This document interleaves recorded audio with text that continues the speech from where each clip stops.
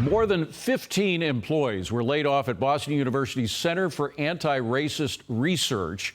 Now current and former staff members are sounding off at the program. They say the center failed to deliver on its promise. I'm quoting them, and it's been a colossal waste of millions of dollars.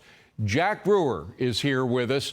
Jack, great to see you. Now, we know how much money, hundreds of millions of dollars on the whole MLB campaign was spent. A lot of it wasn't tracked. In this case, it appears a lot of the millions of dollars was not used properly or used at all, frankly. What do you make of all this?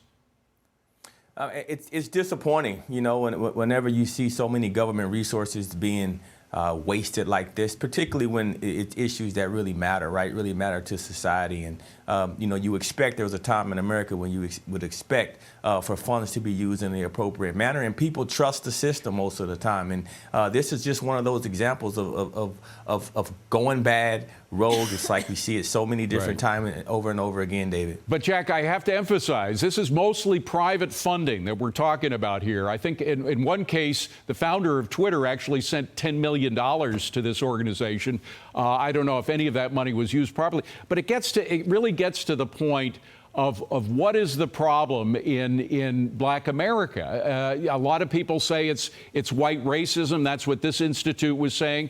There's a poll, 40% of Black Americans feel news coverage is to blame for the reason that a lot of blacks have trouble getting a step up. But what about the problem of failing schools in the black community? What about the problem that so many black kids are out in the streets instead of in schools because they come from a one-parent household where there aren't two parents to be able to take care of the kids? I mean, there are so many social, or the fact that so many black people in jail have lost hope completely. You do a lot of work in the prisons to try to provide them with hope, to get them out of the situation they're in. That's where I think the money should be going, not just studying white racism.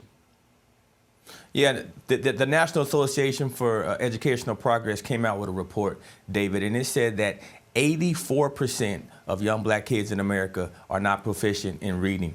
85% are not proficient in math. Those numbers are staggering. And so when you start talking about the issues, you talk about organizations like this that want to point race and put that as the forefront of the agenda, they're really missing the point. The point here is that we all know racism exists. That's like saying does sin exist? Hate exists in America, and no one is arguing that. But to spend our dollars and the resources at things that aren't addressing the root causes, I think it's a slap in the face to all Americans, particularly those of color. You know, our kids deserve us to be talking about these issues in a real constructive manner that finds and identifies solutions. And that's what's not happening across the board here. You know, yes, you're going to see negative things in the media when 85% of your kids can't read and write. And so I think that is the heart and soul of our issue, and also fatherlessness. And you know, it goes back to that as the root cause. The majority of these kids that can't read and write are not growing up in stable homes. And that's unfortunate. And it's not saying that there aren't really good dads. I'm a good dad, and my dad's a good dad. And there are millions more.